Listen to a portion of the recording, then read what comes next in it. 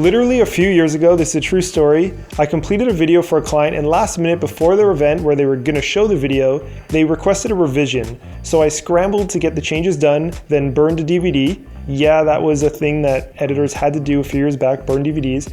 Anyway, it was a small revision, so I didn't bother watching the video back, first mistake.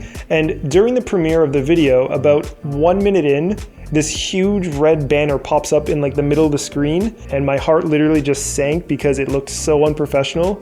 But fortunately, it only happened the one time in the video, and the clients didn't really care too much. It was like a kind of a small event. So take it from me, always watch your footage before you upload it or before you pass it on to your client. Alright, so in this video, I'm going to teach you how to stabilize footage in Premiere Pro with some custom settings to make the workflow easier and to avoid situations like the one I just mentioned. Alright, with this clip loaded inside Premiere Pro, let's give it a play.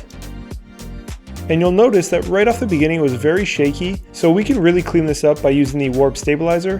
Now, I do want to give a disclaimer, this effect works I would say 75 or 80% of the time, but in certain scenarios where the footage is shaking quite a bit or it's changing the background by panning quite a lot, warp stabilizer is most likely not going to work, and in fact it'll make things worse. In the name it says warp. So how it stabilizes is it actually warps the footage, and depending on the footage you're working with, some of the edges might start warping quite a lot and it's not going to look very good.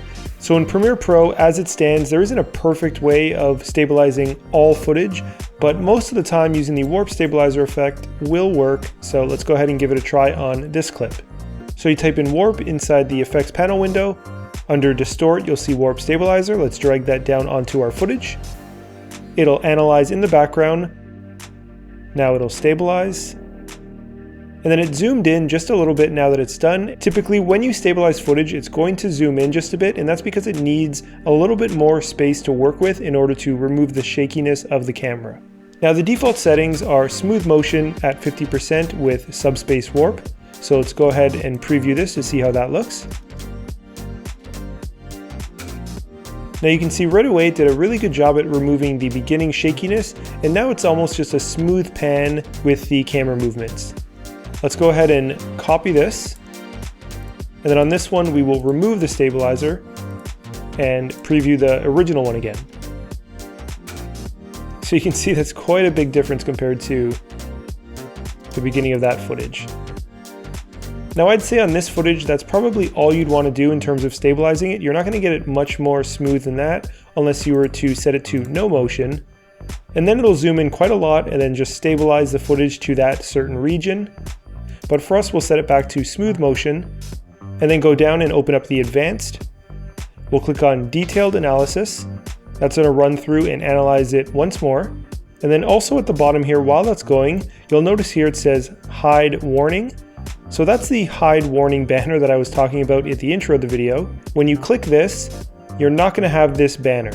So let's go ahead, and then you can see it removes that. You can still see the progress in effect controls, but you no longer will have the blue banner. All right, now that the detailed analysis is done, we'll check it out.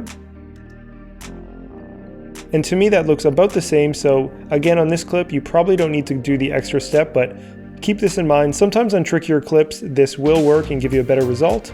Now, another thing you could do is under smoothness, you can go down to, let's say 5 or 3 or even 1%. At lower numbers, even at 1%, it will do quite a big difference in terms of stabilizing versus not stabilizing. So I'd recommend experimenting with different percentages. Now, another thing, let's say you're watching a clip and there's a lot of shake and you can't really get it to work using the subspace warp. Another thing you can try is just the position, scale, and rotation, and sometimes that will produce a better job. So there isn't one specific setting that works for all footage.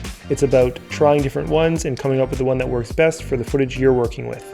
So now that you know how to stabilize the footage using Warp Stabilizer, the next thing I want to show you is how to prevent the banner from showing up on new footage that you stabilize in case you forget to click on the hide banner option.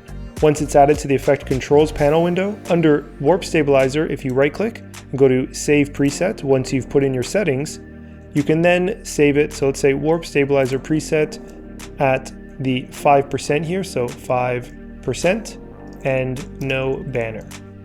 So if we hit OK, then when we go up into our presets here, you can see that with warp typed into the search bar, I have my original one, so warp stabilizer 5% no banner, and then the one we just saved, which is warp stabilizer preset 5% no banner.